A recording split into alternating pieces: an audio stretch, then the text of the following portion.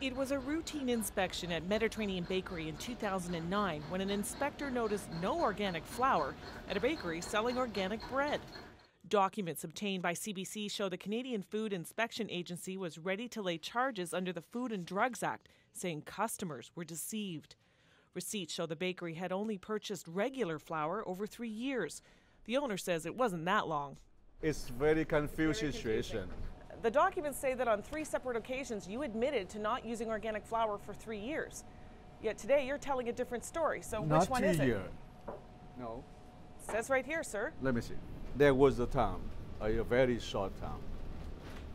But, well, what done is done.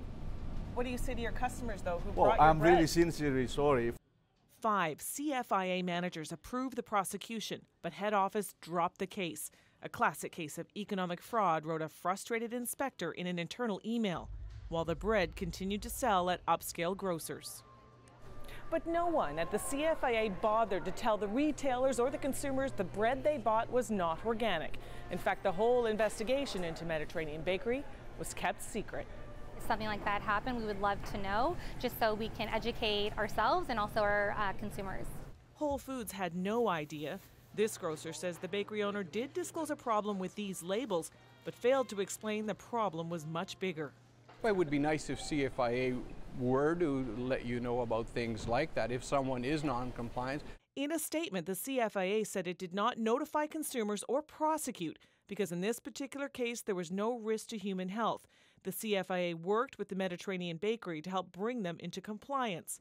That's way too forgiving, say critics.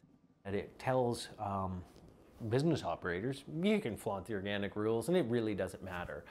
To consumers, it really brings about a question about consumer confidence. He says the CFIA needs to do a much better job protecting Canadian consumers.